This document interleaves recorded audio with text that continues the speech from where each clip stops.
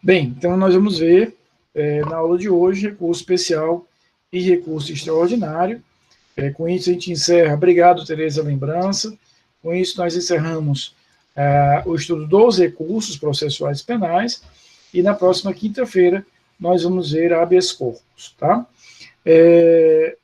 Lembrando que na prova eu vou cobrar só recursos e essas ações de impugnação, ou seja, os recursos que nós vimos até agora e o que a gente vai ver na quinta-feira, habeas corpus, mandado de segurança e revisão criminal. A gente vai conversar sobre habeas corpus, mandado de segurança e revisão criminal na quinta-feira e na terça-feira da semana que vem. Então, terça-feira da semana que vem, nós iremos concluir o nosso estudo, todo o conteúdo será visto na terça-feira da semana que vem, e na quinta-feira da semana que vem a gente faz uma revisão. As aulas da primeira semana de dezembro, eu vou liberá-los das aulas para que vocês possam estudar para a prova, lembrando que a nossa prova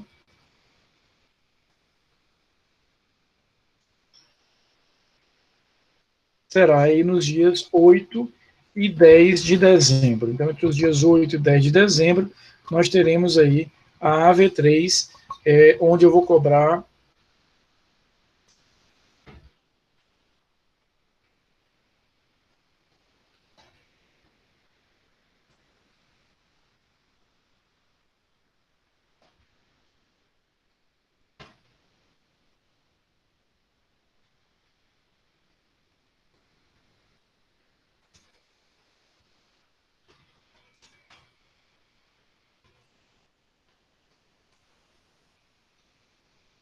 ou seja, aquela aula que nós tivemos sobre decisões penais, né, especificamente sentenças penais, imitatio libelli, mutatio libelli, etc.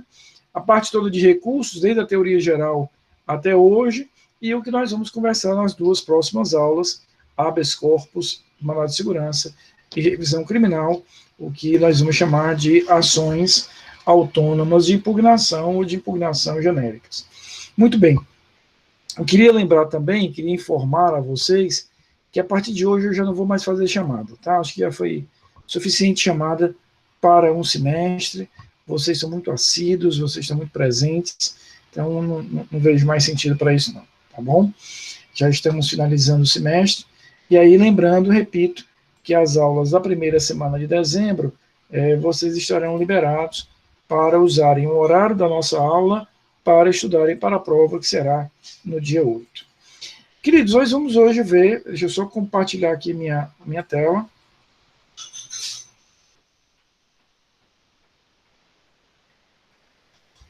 Deixa eu só colocar aqui o carregador do notebook. Só um minutinho.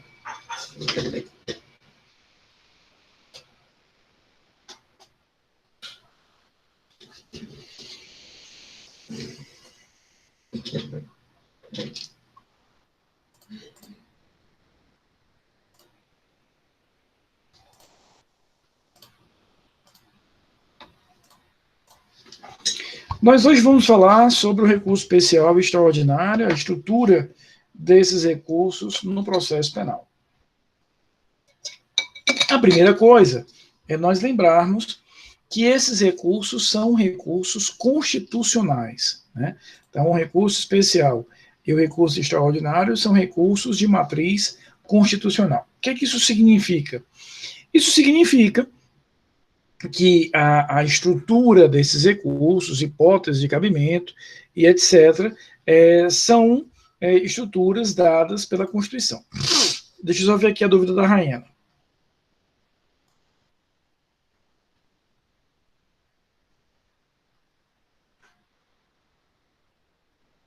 Não, Raina, não necessariamente. Teu raciocínio está no rumo, mas vai depender sempre do que aquele procedimento incidental resolver.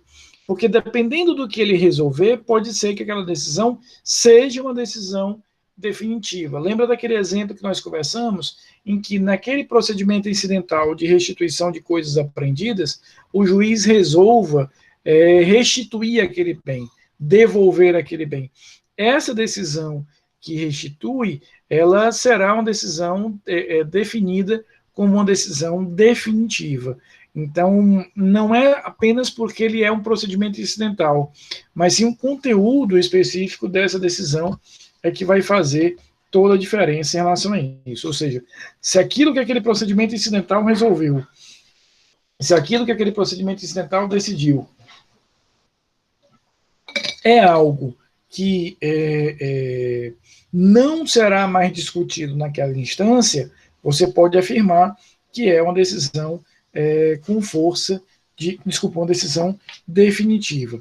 Se a gente perceber que aquela decisão é algo que foi decidido, mas ainda vai ser objeto de análise e decisão nessa instância, aí sim faria sentido a gente falar em decisão com força de definitiva. Então, a chave não é ser um procedimento incidental ou não, é ver o alcance daquela decisão. Se o que se decidiu ali ainda vai ser discutido nessa instância, no processo principal, aí sim a gente fala em decisão com força de definitiva. Está compreendido? Está entendido? Então, queridos, voltemos para o recurso especial extraordinário. São recursos, repito, constitucionais, né? São recursos previstos na Constituição Federal, portanto, a estrutura é dada pela Constituição Federal. E aí, o que, é que vai acontecer? Cada ramo de processo, Inês, vai até a Constituição e se apropria daqueles recursos com o que for aquele ramo processual interessante. Então, o que, que eu quero dizer?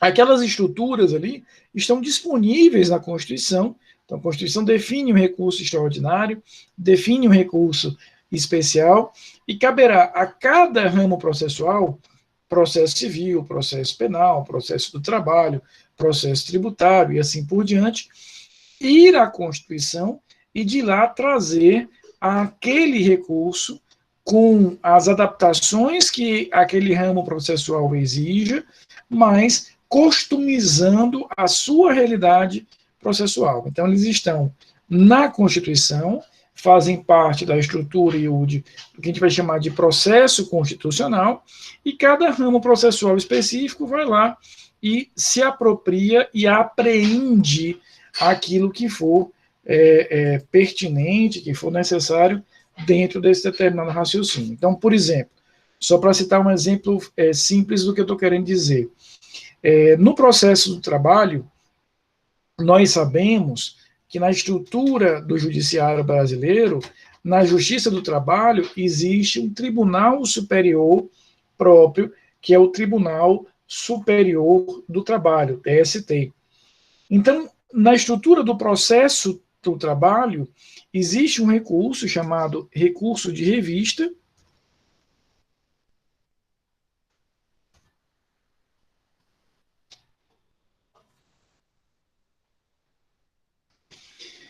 que é o recurso destinado a ir ao TST. Então, o que acontece? Quando o processo do trabalho vai à Constituição e tem lá à disposição dele o recurso especial e o extraordinário, ele diz, olha, o recurso especial não me interessa.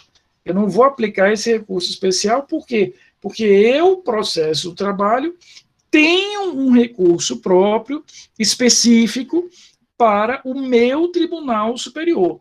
Então, nesse caso, ele vai customizar o uso desses recursos, trazendo para si apenas o recurso extraordinário.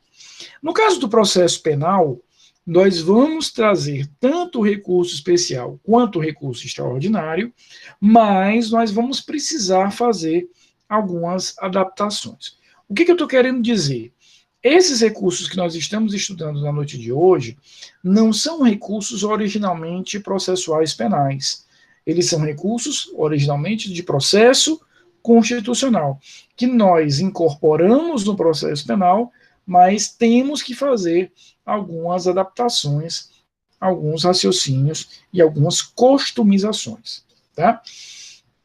Primeira característica, portanto, são recursos constitucionais.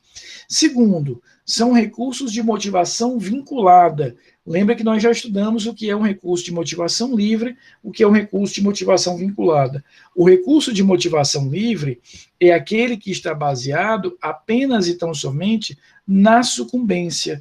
É um recurso onde basta a sucumbência para que eu possa recorrer. Em outras palavras, basta ter perdido. No caso dos recursos de motivação vinculada, fora ter perdido, eu preciso de algo a mais. O que é? No caso do recurso especial, uma ofensa à lei federal. No caso do recurso extraordinário, uma ofensa à Constituição Federal. Então, apenas a sucumbência, ou seja, não ter recebido aquilo que eu desejava, por si só, não será suficiente para que eu possa utilizar esse recurso. Preciso ter mais elementos, quais sejam o recurso ser fundamentado numa ofensa à lei federal para o recurso especial, numa ofensa à Constituição Federal para o recurso extraordinário. E uma terceira característica fundamental, o recurso especial e o recurso extraordinário tratam exclusivamente de questões de direito. Eles não admitem questões de fato. Então, aqui, Matheus, todas as discussões sobre fato foram desenvolvidas até a aula passada, até a apelação. Então, no recurso em sentido estrito, no agravo de execução e na apelação, eu posso discutir o fato. O que é discutir fato, Vitórias? O que é discutir fato? É eu ter a possibilidade de discutir se aquele evento aconteceu, se não aconteceu, se aconteceu naquelas circunstâncias ou não, se a lesão foi daquela forma, se o tiro foi da direita para a esquerda ou da esquerda para a direita, se a lesão foi causada com um martelo ou com uma picareta. Então, tudo isso representa discussões de fato. Eu estou apurando, avaliando como aquele evento fático aconteceu, de que maneira aquele evento fático aconteceu. Agora, dentro dessa lógica, o que a gente vai perceber é efetivamente a ideia de que esse fato chega nos tribunais superiores, STJ e STF, já cristalizado, já definido. Ou seja, o trabalho do STJ e o trabalho do STF é apenas e tão somente analisar se o direito está corretamente aplicado àquele fato. Mas ele já não tem mais discussão sobre o fato. O fato ele já está definido quando nós chegamos ali naqueles tribunais. E uma quarta característica que nós precisamos ter é, depois de muitas idas e vindas do Supremo, ou seja, depois de entender de uma forma ou de outra, fato é que no ano passado o Supremo ele vai entender efetivamente no sentido de considerar que a execução penal só pode ocorrer quando houver o trânsito em julgado da sentença penal condenatória. Então, o Supremo foi e voltou várias vezes. A minha crítica pessoal a esse entendimento do Supremo eu considero que ambos os lados têm argumentos defensáveis, aqueles que entendem que a execução penal deve ocorrer depois da confirmação da condenação no segundo grau. Eu estou aqui, inclusive, né? Agora tem muita gente. Só um minutinho, Cláudio, só um minutinho, deixa eu concluir aqui o raciocínio. Há muita gente, inclusive colegas meus, que dizem, e há muito fundamento, que a execução penal só pode ocorrer depois do trânsito em julgado. Agora, independentemente dos argumentos de um lado e de outro, a minha crítica particular ao Supremo é essa oscilação tão grande que o Supremo tem sobre a matéria. Ele tinha um entendimento até 2009, depois ele mudou em 2016, depois ele volta a mudar no ano passado, em 2019, e agora não sabemos quando é que ele vai mudar novamente. Então, hoje, o Supremo Tribunal Federal vai nos indicar que eu só posso executar a pena depois que houver a confirmação através do trânsito em julgado. A execução da pena fica condicionada ao trânsito em julgado daquela decisão condenatória. Então, isso produz um efeito, isso acaba trazendo, Rayana, uma característica muito própria aos recursos especial e extraordinário quando aplicados no processo penal. Por quê? Porque estes recursos, eles não possuem efeito suspensivo. O recurso especial e o recurso extraordinário, eles não possuem efeito suspensivo. Mas, na matéria processual penal, eles acabam adquirindo esse efeito suspensivo por força desse entendimento do Supremo Tribunal Federal, que exigem, com base principalmente do princípio da presunção de inocência, que a execução da pena ocorra após a ocorrência do trânsito em julgado. Então, o que eu estou querendo dizer para vocês é, dentro de um raciocínio direto de processo constitucional, recurso especial e recurso extraordinário são sem efeito suspensivo. No processo penal, ele acaba adquirindo esse efeito suspensivo por força, repito, desse entendimento que o Supremo passou a ter de novo, né, voltando, retomando o entendimento que ele tinha até 2016, que ele passou a ter no ano passado. O que nós vamos ver agora? Quais são os requisitos formais que o STJ e o STF devem analisar para admitir esse recurso, para conhecer desse recurso? Quando nós estudamos algumas semanas atrás a teoria geral dos recursos, eu mostrei para vocês que para que eu passe pelo juízo de admissibilidade, aquele recurso precisa ter alguns requisitos: legitimidade, interesse, hipótese de cabimento, tempestividade e preparo. Né? Então, um recurso para, como nós vimos lá na nossa aula sobre teoria geral, ele precisa ter tempestividade, interesse, preparo, legitimidade e o preenchimento das hipóteses de cabimento. Claro que aqui no recurso especial e no recurso extraordinário, Tereza, nós temos que ter também esses mesmos requisitos. Agora, fora estes, nós vamos agregar outros requisitos. Então, veja, para que o recurso especial e o recurso extraordinário venham a ser conhecidos, eles precisam ter aqueles elementos, eles precisam ter todos aqueles elementos, mais estes que estão aí na tela para vocês. Ou seja, a parte tem que ter legitimidade, tem que haver interesse, tem que haver hipótese de cabimento, tem que preparar, ou seja, tem que pagar as custas, tem que observar o prazo, que é um prazo de 15 dias, mas, fora tudo isso, ele precisa preencher esses outros requisitos. Quais são? Esgotamento das instâncias ordinárias, ofensa direta à Constituição e à lei federal, pré-questionamento, ausência de súmula e repercussão das questões constitucionais. Vamos ver cada um deles. Então, eu quero que vocês entendam o seguinte: não é que nós estamos, isso é muito importante, substituindo aqueles elementos necessários para o conhecimento por estes aqui. Não é isso. Nós estamos agregando, nós estamos somando. Então, para que eu conheça desses recursos, fora a legitimidade, fora interesse, fora hipótese de cabimento, fora preparo e fora tempestividade, eu tenho que ter esses aqui também. O primeiro deles, vocês estão vendo aí, é o esgotamento das instâncias ordinárias. Então, eu só posso apresentar e ter conhecido no STJ ou no STF um recurso dessa natureza, se e somente se eu perceber que todos os recursos, que todas as instâncias, que todos os meios processuais que eu poderia utilizar no primeiro grau e no segundo grau, eu utilizei. Então, eu só vou ter a possibilidade de ter sucesso no conhecimento do meu recurso especial extraordinário se eu demonstrar, Vitória, que eu queimei todos os cartuchos que eu tinha para queimar até o segundo grau, ou seja, até o Tribunal de Justiça e até o TRF, eu usei todos os meios de recurso que eu tinha. Depois que eu usei todos esses meios, aí sim eu posso ir a Brasília. Pois não, Cláudia? Doutor, me diga uma coisa, a matéria, o mérito, ele não é julgado em primeira e segunda instância? O mérito, sim.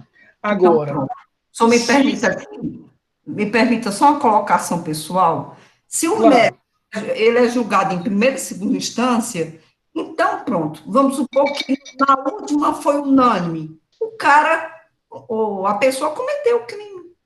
Aí você vai recorrer, vai para a última instância, vai analisar só a matéria direito, né? mal. Gera impunidade, doutor, gera impunidade, porque a gente assiste, eu assisto televisão todo dia, eu não vejo um pobre, eu vejo um pobre que não tem direito a um advogado, que às vezes ele é inocente, fica preso. Agora, uma pessoa de colar em branco, ele não fica preso nunca, prescreve, ele não paga pelo estupro, ele não paga por ceifar a vida de um pai de família, de uma mãe, a dor é permanente, eu perdi minha mãe, vivo com depressão, fazendo tratamento com psicólogo. Agora, só imagine perder uma mãe através de um homicídio. Então, gera impunidade. Isso é uma opinião pessoal, tem que acabar. Se a correção ela é formal, é só formal, porque não atendeu o princípio tal, mas o cara cometeu o crime, ele tem que pagar. Ele tem que pagar. Se foi erro. E esse, Cláudia, é realmente um dos principais argumentos utilizados por parte da doutrina, né, e parte, inclusive, dos ministros do Supremo Tribunal Federal, que defendem a execução penal logo depois da segunda instância, exatamente por isso, porque nas instâncias ordinárias eu teria a definição aí do fato, ou seja, o que eu vou levar para discutir nos tribunais superiores são questões de direito, da aplicação do direito, mas o fato, em tese, já estaria cristalizado. Mas é exatamente isso que parte da doutrina sinaliza. Né? Desculpa, é só dando uma opinião pessoal. Não peça desculpa, não, porque as opiniões são... Tem que pagar, doutor. As opiniões são super importantes, e, de fato, repito, esse seu argumento é um dos argumentos utilizados. Né? Então, voltemos aqui. A gente, para ter acesso a esses tribunais superiores, primeiro, eu preciso provar que eu usei todos os meios processuais, todos os instrumentos processuais nessas instâncias inferiores. Também tem que existir uma ofensa muito direta, ou à lei federal ou à Constituição, ou seja, eu tenho que demonstrar que aquela decisão de primeiro grau, confirmada pelo juízo de segundo grau, de fato contrariou, desrespeitou, maculou, ofendeu uma determinada disposição do Código Penal, do Código de Processo Penal, da Lei de Execução Penal, ou seja, de qualquer norma de direito federal, ou da própria Constituição Federal. Então, tem que existir uma ofensa, repito, aqui a gente caracteriza bem a ideia de que é um recurso de motivação vinculada, é um recurso que não vai ser utilizado apenas porque eu perdi, preciso ter algo a mais, que é exatamente essa ofensa a uma norma federal ou uma norma constitucional. Tem que ser feito pré-questionamento. O que significa o pré-questionamento? Para que eu tenha a apresentação daquele determinado recurso numa instância superior, eu tenho que demonstrar ao STJ, eu tenho que demonstrar ao STF, Paulo, que aquilo que eu estou trazendo àquele tribunal superior foi algo, Pamela, que eu discuti nas instâncias inferiores, eu discuti nas instâncias ordinárias, que eu tentei resolver nas instâncias ordinárias, mas não tive sucesso. Então, eu vou fazer esse pré-questionamento aqui embaixo. Eu faço o pré-questionamento nas instâncias inferiores. E o que é, de fato, na prática, o que é fazer o pré-questionamento? A gente fala muito isso de forma teórica, mas do ponto de vista prático, o que é?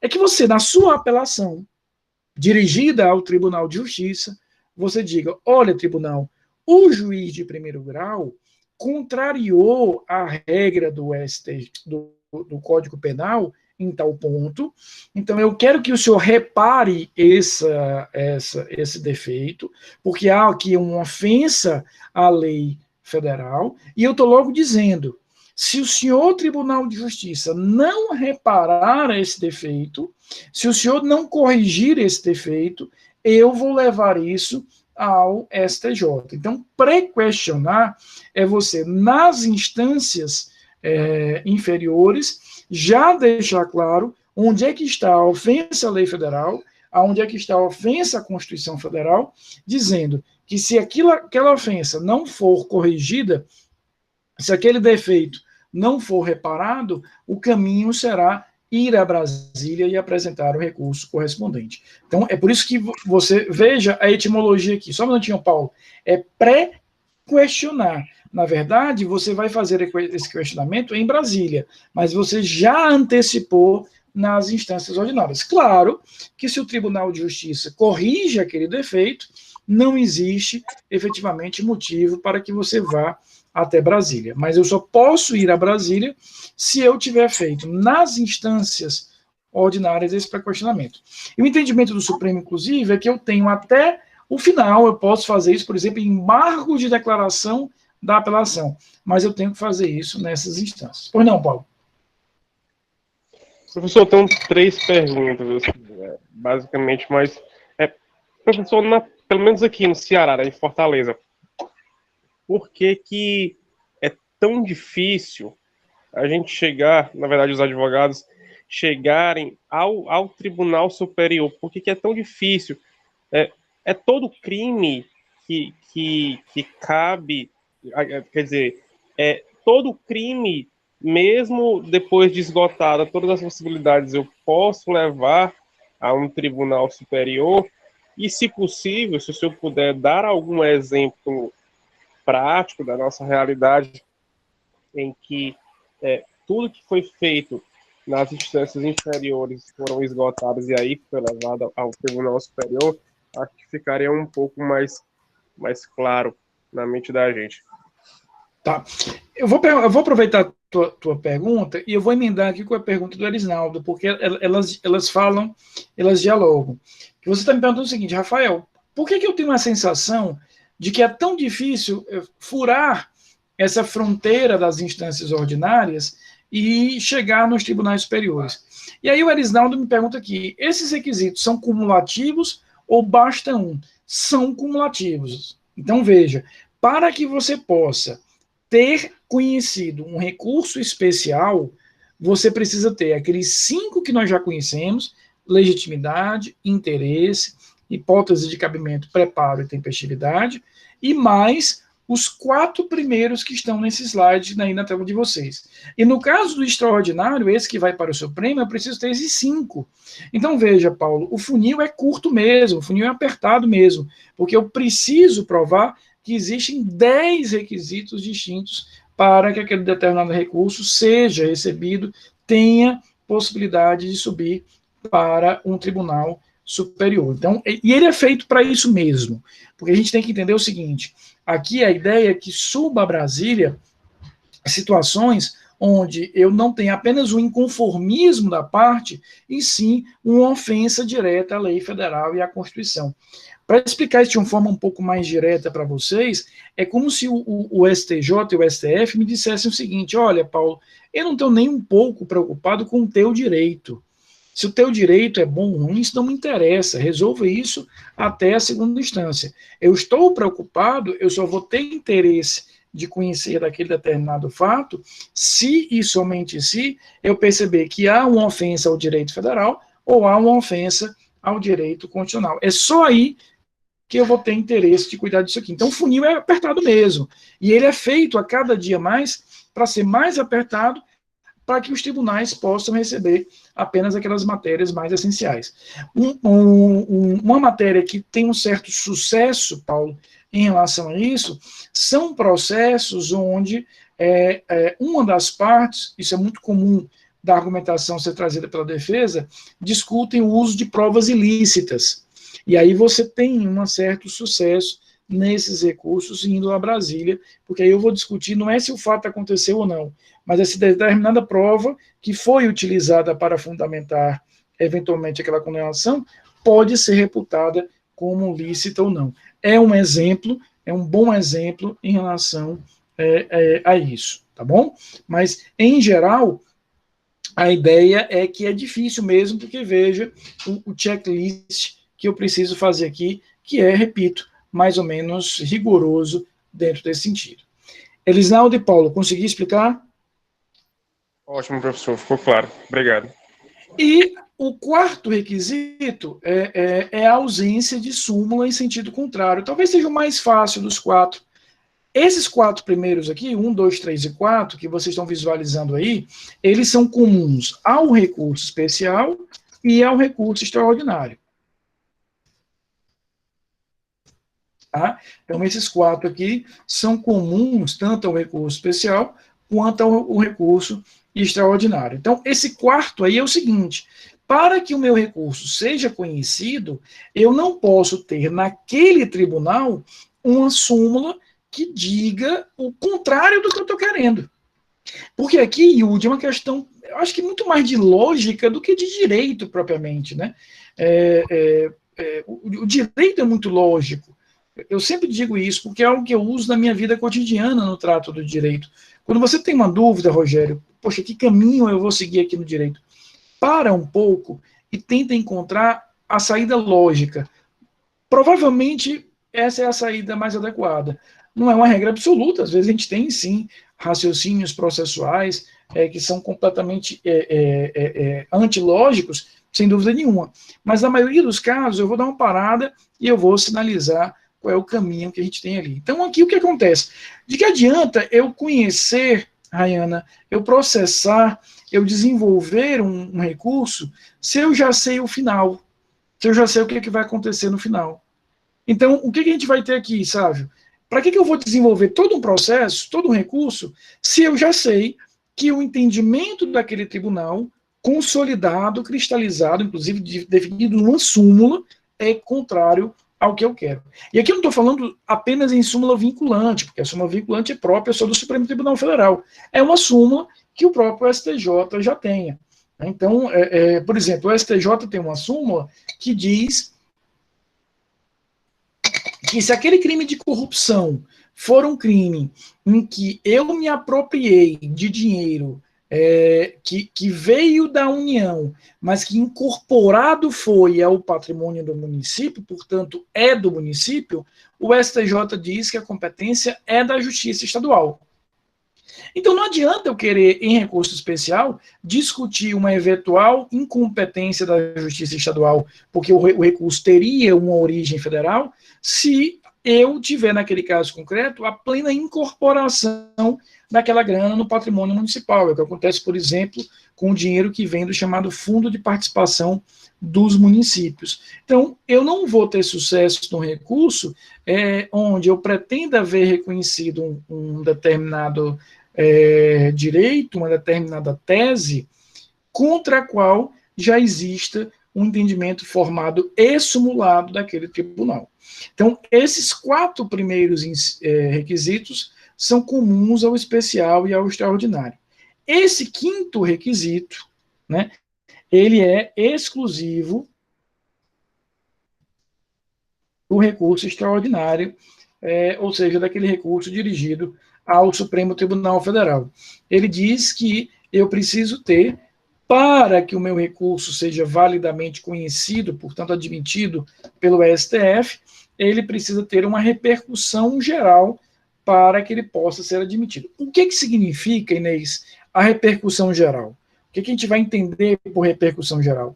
Significa que o Supremo Tribunal Federal compreenda que a matéria que eu estou discutindo naquele determinado recurso, a matéria que eu estou analisando naquele determinado recurso, é uma matéria que vai reverberar em outros casos, em outros processos. Por exemplo, discutir se determinado tipo de crime merece ou não uma progressão de regime em tais circunstâncias. Isso tem uma repercussão geral, porque não é só um processo que trata daquela matéria.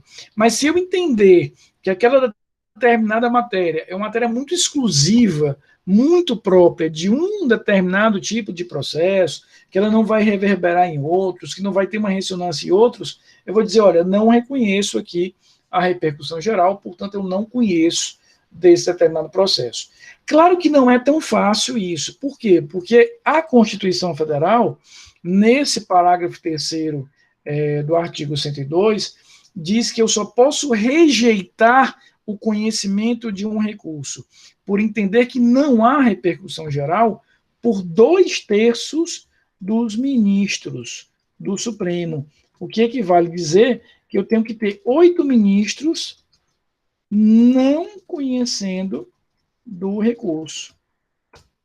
Então, eu tenho que ter 8 ministros dizendo que não compreendem, que não encontram repercussão geral ali para que aquilo não seja conhecido. Então, veja que há uma presunção, digamos assim, a favor da existência, porque para que eu não conheça, para que eu declare que não existe repercussão, eu vou precisar de uma maioria bastante qualificada aí do Supremo. E aí, quais são as hipóteses de cabimento do recurso extraordinário e do recurso especial? Eu queria voltar a algo que eu falei no iniciozinho da aula. O que é que a gente faz aqui? A gente vai à Constituição, traz esses recursos, as hipóteses de cabimento estão na Constituição, e nós vamos ter que adaptar esses recursos para a realidade processual penal. Eu vou customizar esses recursos para a realidade processual penal.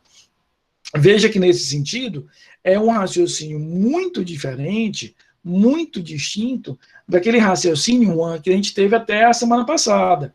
Porque no recurso em sentido estrito, no agravo de execução e na apelação, a gente estava tratando de recursos exclusivamente processuais penais, cuja base, estrutura, hipótese de cabimento e todo o resto estava na própria estrutura do processo penal. Aqui não. Eu vou precisar fazer uma adaptação, Giovana. Por quê? Porque a Constituição, ao definir isso aqui, o faz de forma aberta. Então, o que vai acontecer? Dessas 4 hipóteses que vocês estão lendo aí, de recurso extraordinário, 99,99% das hipóteses, 99,99% das hipóteses estarão nas alíneas A e B. Ou seja, quando a gente fala de recurso extraordinário processual penal, a esmagadora maioria das hipóteses estarão fundamentadas nas alíneas A e B. Então, veja o que diz aí. Eu estou aqui no artigo 102 da Constituição Federal, em seu inciso 3º. Caput do 102 diz: compete ao Supremo Tribunal Federal. Inciso 3º, julgar, mediante recurso extraordinário, as causas decididas em única ou última instância, lembrando aquele requisito que nós vimos agora há pouco, ou seja, desde que exaurido, né, desde que esgotada a instância ordinária, ou seja, eu queimei todos os cartuchos processuais que eu tinha na primeira e na segunda instância, e aí eu só tenho um recurso que é ir a Brasília. Desde que a decisão, quando a decisão recorrida a contrariar dispositivo dessa Constituição, portanto, ela foi de encontro a um dispositivo da Constituição, ela maculou um dispositivo da Constituição, ou declarar a inconstitucionalidade de tratado ou lei federal. Então, eu estou maculando a Constituição de forma direta, contrariando a Constituição de forma direta, ou eu estou declarando a inconstitucionalidade daquele dispositivo. Eu estou declarando a inconstitucionalidade, efetivamente, desse tratado ou lei federal. É isso que a gente vai ter diante desse determinado cenário, que é a declaração de inconstitucionalidade. Então, 99,99% dos casos de recursos extraordinários estão calcados, estão baseados nessas duas alíneas. Repito, a linha A e a linha B. Por quê? Porque quando a gente vai para a linha C e D, a gente vai perceber que elas têm um elemento que afasta muito fortemente, Bruna, a possibilidade de um recurso de matéria penal. Nós sabemos, vocês aprenderam isso lá no direito constitucional, que a matéria penal e a matéria processual penal são matérias de competência legislativa da União.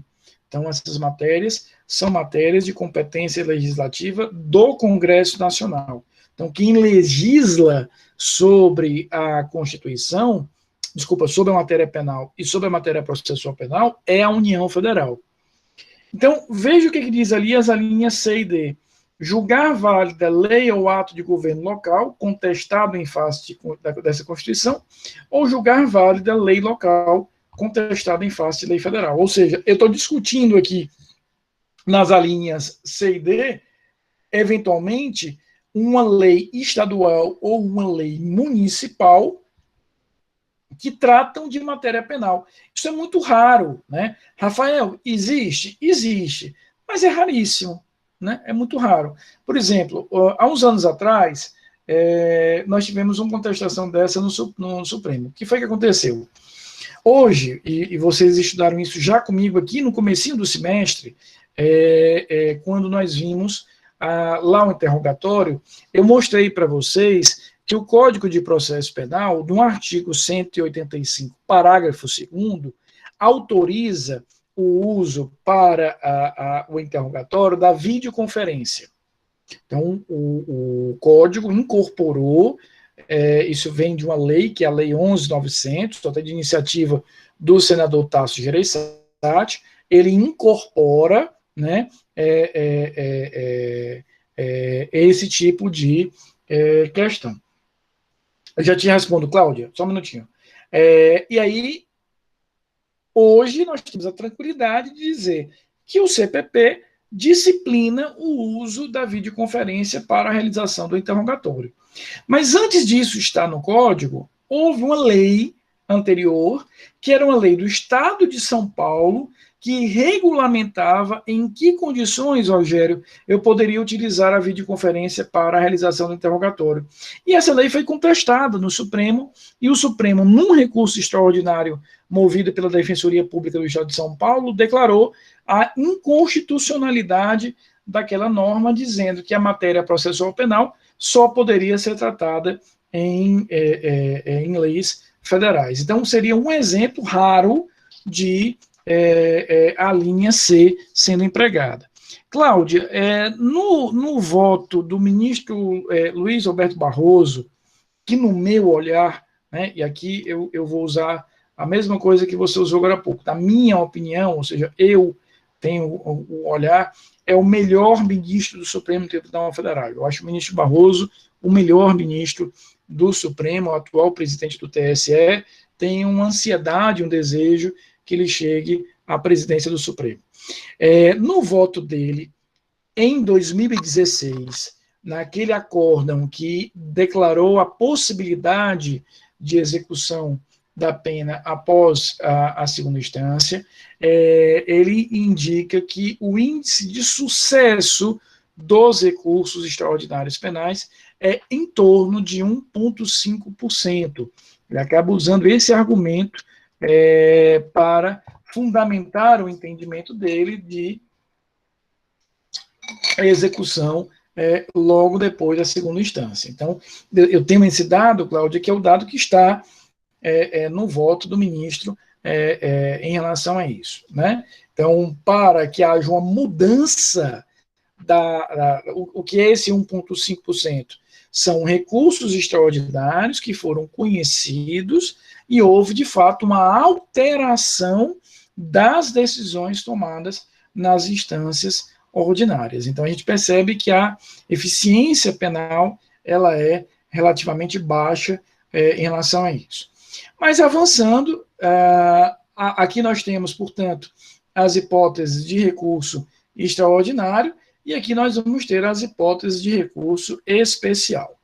Então, o que diz o artigo 105, 3 da Constituição? Diz que compete ao STJ, 3, julgar em recurso especial as causas decididas em única ou última instância pelos tribunais regionais e pelos tribunais dos estados, ou seja, para que eu possa apresentar um recurso especial, aquela decisão contra a qual eu estou me insurgindo tem que vir de um tribunal regional federal ou tem que vir de um tribunal de justiça. Então, aqui vejam que há uma diferença em relação à estrutura do inciso 3º.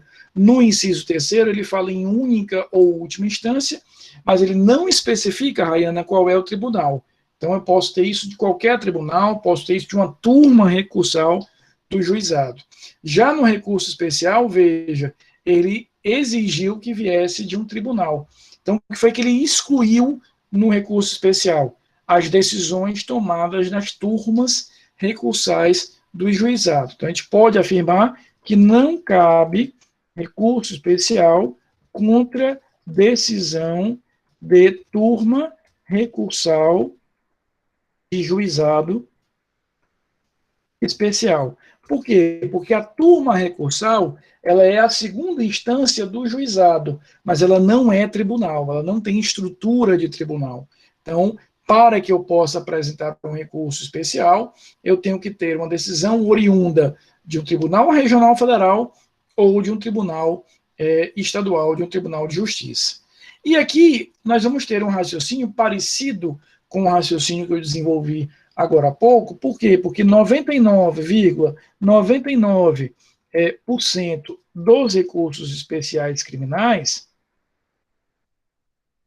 eles estão concentrados nas alíneas A e C. É praticamente impossível você encontrar, Paulo, um recurso especial fundamentado na linha B. Por quê? Veja o que diz aí a linha A. Contrariar tratado ou lei federal ou negar-lhe vigência, ou seja, eu estou indo contra o que está expressamente previsto na lei federal, ou eu não estou aplicando a lei federal como necessário. Por exemplo, imagina, Paulo, que o juiz reconhece a tentativa do crime, condena o réu por tentativa, mas não aplica aquele redutor da pena da tentativa, que é reduzido em 1 a 2/3. A gente até usou esse exemplo em outro contexto na semana passada. O tribunal confirma essa decisão do juiz, e aí eu vou ter que ir a Brasília para dizer, olha, STJ, o Tribunal do Ceará está negando vigência, está deixando de aplicar o disposto aí no parágrafo único do artigo 14. Ele não está aplicando efetivamente a redução de pena que deveria aplicar, repito, nos crimes tentados. E a linha C, der à lei federal uma interpretação divergente da que lhe haja dado outro tribunal. Que veja, a função do STJ é proteger a lei federal, e proteger a lei federal significa garantir que a lei federal seja aplicada, seja corretamente aplicada e seja uniformemente aplicada. Então, o que eu espero do STJ é que ele venha garantir, ele venha chancelar que a lei federal vai ser aplicada, daí entra a figura da negativa de vigência, vai ser aplicada de forma correta e vai ser aplicada de forma a ser garantida essa uniformidade de interpretação. Então, o STJ concentra essa análise final para garantir que o direito federal vai ser aplicado da mesma forma no Ceará, no Rio Grande do Sul, em Minas Gerais, no Amapá, no estado do Rio de Janeiro. Então, a ideia é que eu leve ao STJ dizendo, olha, STJ, o Tribunal do Ceará aplicou esse entendimento no meu caso, mas o Tribunal da Bahia, o Tribunal do Rio de Janeiro, o Tribunal de São Paulo, em casos similares ao meu, parecidos com o meu, aplicam algo diferente e que me beneficiaria. Então, um recurso especial serve para gerar essa uniformização de entendimento. Por que a linha B ela é tão rara? Que veja o que diz aí a linha B. Julgar válido ato de governo local. Isso significa, quando a gente fala de ato de governo local, nós vamos traduzir isso como ato administrativo municipal ou estadual. Ou seja, eu estou considerando aqui que há um ato do município ou um ato do estado que efetivamente será um ato tratando de matéria penal ou processual penal. Na prática, eu estou falando aqui de um decreto do prefeito ou de um decreto do governador. Isso é raro que trate de matéria penal. Então, é por isso que a linha B é uma linha em que dificilmente a gente vai conseguir visualizar um recurso processual penal, porque tem que ser uma decisão do Tribunal de Justiça daquele estado que considerou válido um decreto com matéria penal contestado em face de uma lei federal, obviamente de matéria penal. É por isso que é tão raro o recurso especial baseado nessas alíneas B. Normalmente fica aí nas alíneas nas alíneas C e D. Queridos, eu pergunto, há alguma dúvida? Deu para entender tudo? Deu para compreender? Beleza. Gostaram da aula? Então, com isso, a gente está encerrando hoje o estudo dos recursos e o que nós vamos fazer a partir de quinta-feira. Quinta-feira e na próxima terça-feira, que será o dia que a gente vai terminar a matéria, nós vamos falar de ações de impugnação genéricas. A gente vai falar de habeas corpus, mandado de segurança e revisão criminal. Todo esse conteúdo, lá no AVA, vocês vão encontrar links para o meu canal do YouTube, por exemplo, de recurso especial e extraordinário, vocês têm 4 videoaulas lá no meu canal sobre isso. Sobre habeas corpus, você tem 2 aulas, uma aula sobre mandado de segurança, uma aula sobre revisão criminal. Então, se vocês quiserem reforçar, aprofundar isso, vocês têm esse material extra lá no meu canal do YouTube. Tá bom? Professor, aqui uma sugestão. Diga, Paulinho. O seu canal no YouTube, ele tem vídeos excelentes. Afinal de contas, é tão somente a aula que a gente está tendo agora e o seu posta lá. Eu não sei realmente como funciona a plataforma do YouTube, mas depois que o vídeo é postado, mas se houvesse a possibilidade de senhor editar o nome do vídeo, porque eu acredito que fica esse código em cima, MJMC, então não tem como a gente identificar direto o... Aquele código é o código da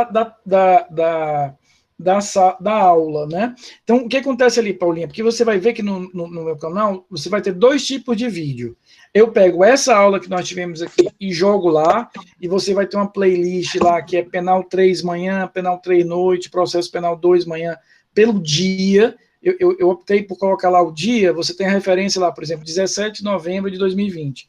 E você tem outros vídeos, que são esses que eu estou me referindo, que são vídeos com videoaulas mais curtas com esse tempo. Aí, nesses aqui, consta lá efetivamente qual é a matéria.